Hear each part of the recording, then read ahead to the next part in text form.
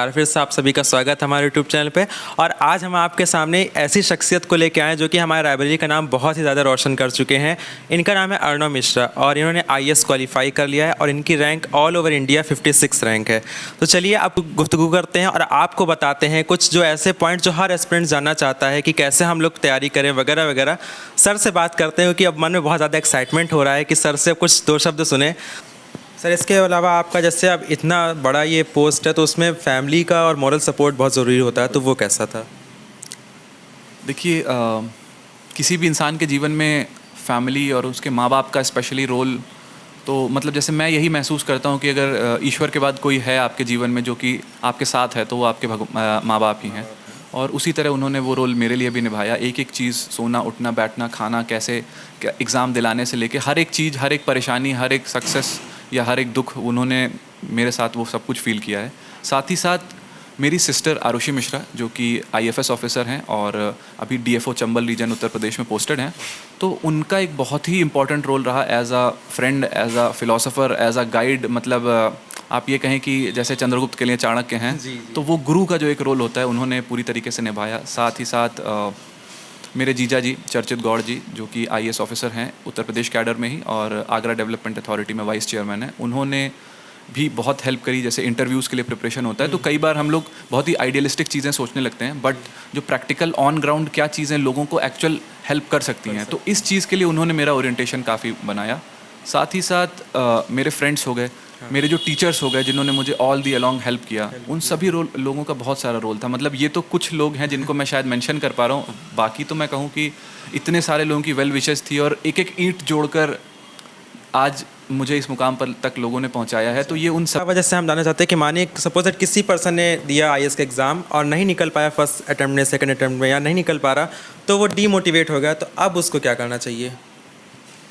देखिए, जैसे बहुत से लोग डीमोटिवेट होकर कोई गलत कदम उठा लेते हैं या वैसा कुछ है, तो उनके लिए आप क्या कहना चाहिए? बिल्कुल, देखिए बहुत अच्छा क्वेश्चन है क्योंकि हम लोग सक्सेस बहुत ज़्यादा डिस्कस करते हैं हर जगह, यूट्यूब पे या हर जगह हमें सिर्फ सक्सेस दिखाई देती है, लेकिन उसके पीछे के जो फेलियर्स होते हैं वो हमें ना तो दिखाई देते हैं और ना हम उन पर डिस्कस करते हैं। तो मैं आज इस चैनल के माध्यम से आपको बताना चाहता हूँ कि अगर मैं अपने जो फेलियर्स होते हैं, जिन्हें हम फेलियर्स कहते हैं, अगर मैं उनका काउंट शुरू करूँ तो स्टार्टिंग फ्रॉम आईआईटी जेईई, वहाँ पे भी फर्स्ट अटैम्प्ट में मेरा नहीं हुआ था, मुझे सेकंड अटैम्प्ट देना पड़ा था, तब हुआ था।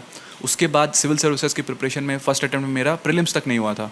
यूपी पीसीएस मैंने दिया, वहाँ पे मेरा प्रीलिम्स नहीं हुआ। मैंने और भी कई सारे गवर्नमेंट एग्जाम्स दिए, आरबीआई ग्रेड बी, ईपीएफओ और भी कई एग्जाम्स दिए, बट उनमें कहीं प्रीलिम्स तक भी नहीं हुआ और ये लगातार चलता रहा। जो सक्सेस शुरू हुई वो लास्ट ईयर, मतलब आज से 8 महीने पहले सक्सेस आना थोड़ा बहुत शुरू हुआ।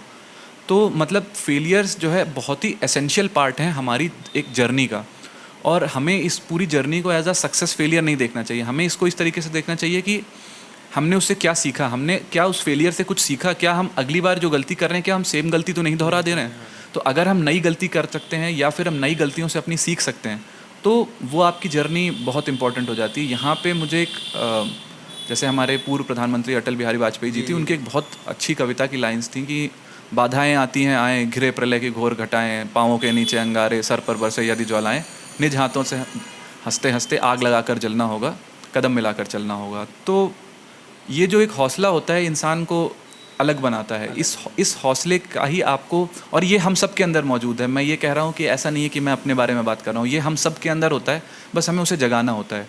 तो आप सब भी इसको जगा सकते हैं। अगर आप इसको जगा सकते हैं, आप एक कर्मयोगी की तरह मेहनत कर सकते हैं, जिसको हम कहते हैं कि जो अपने कर्म पे फोकस्ड है, ना कि वो इस बात पे इतना ऑब्सेस्ड है कि मेरा रिजल्ट क्या होने वाला है या क्या रैंक मिलने वाली है, और ना तो वो अपने जो फेलियर्स हुए हैं उस पर दुखी हो जा रहा है। देखिए, ये कहना बहुत आसान है और करना बहुत बहुत कठिन है। मेरे लिए भी ये बहुत बहुत कठिन रहा है और आगे भी मैं सीख ही रहा हूँ अभी तक, और ये जीवन पर्यंत सीखने की ही होती है। लेकिन आप इस प्रिंसिपल को कर्मयोगी के जितने अपनी लाइफ में उतार पाएंगे, आई थिंक आप डेफिनेटली सक्सेसफुल रहेंगे। वन वे और दी अदर, वन एग्ज़ाम और दी अदर, लाइफ के किसी भी एंडेवर में अगर आप इसको कोशिश करेंगे तो सक्सेसफुल ज़रूर होंगे। सर अब ये हमारा एक आखिरी सवाल है, जिस दिन आपका रिजल्ट निकला उस दिन कैसा माहौल था घर में, या आपके कैसा चल रहा था? मतलब उस मोमेंट को बता पाना वर्ड्स में तो बहुत मुश्किल है, लिमिटेड वर्ड्स में, क्योंकि मतलब देखिए, क्योंकि सच बताऊं तो इतने समय बाद ये इंतज़ार तो इस रिज़ल्ट का बहुत दिन से था, लेकिन सिंस इतने दिन बीत गए थे तो अब ऐसा लगने लगा था कि अब पता नहीं क्या होगा, कैसे नहीं होगा, क्योंकि मैंने अगले प्रीलिम्स की भी प्रिपरेशन स्टार्ट कर दी थी, क्योंकि इसमें इतनी अनसर्टेनिटी रहती है। अभी आप ये समझिए कि ट्यूसडे को रिजल्ट आया है और अभी संडे को ही नेक्स्ट प्रीलिम्स है। हाँ, तो मैं उसकी भी प्रिपरेशन कर रहा था, क्योंकि पता तो है नहीं कि होगा या नहीं होगा।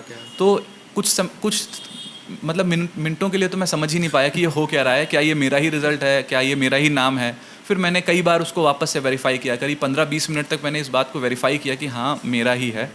फिर फाइनली मैंने अपने घर वालों को बताया, और जैसे कि मेरी सिस्टर का बहुत इंपॉर्टेंट रोल रहा है, तो मतलब वो तो फ़ोन पे बात ही नहीं कर पा रही थी, वो बोल ही नहीं पा रही थी, और वो तुरंत आगरा से उन्होंने फिर अपना ऑफिस से उन्होंने तुरंत वो मुझसे मिलने के लिए निकल पड़ी। और मतलब फिर मैं अपनी ट्रेनिंग में, क्योंकि मेरे जो भी सीनियर्स थे, सीनियर ऑफिसर्स हैं वहाँ पे, जो भी आईएएस ऑफिसर्स हैं, उन्होंने मुझे बुलाया और उनसे मेरी मीटिंग हुई, और उसके बाद उन्होंने मुझे बहुत कॉन्ग्रेचुलेट किया। एंड आफ्टर दैट फिर मैं घर आया, क्योंकि मैं अपने फैमिली मेम्बर से भी मिलना चाहता था, और जितने भी मेरे यहाँ पे शुभचिंतक हैं उनसे सबसे मिलना चाहता था। और यहाँ पे आके उन सबके बीच में जो उत्साह और जो खुशी देखी, वो देखकर माय हार्ट ट्रूली मेल्टेड। और मतलब रायबरेली में मुझे इतने अच्छा रिसेप्शन मिला, मुझे डीएम मैम से मिलने का मौका मिला, जो अभी माला श्रीवास्तव मैम हैं, तो उन्होंने ऑफिस में बुलाया। एंड वो सारे हमारे लिए एक सपने की तरह होता है। तो जैसे कि हम सोते हैं तो सपने देखते हैं, लेकिन अभी ये कुछ दिन एक सपने की तरह ही जगे हुए में बीत रहे हैं।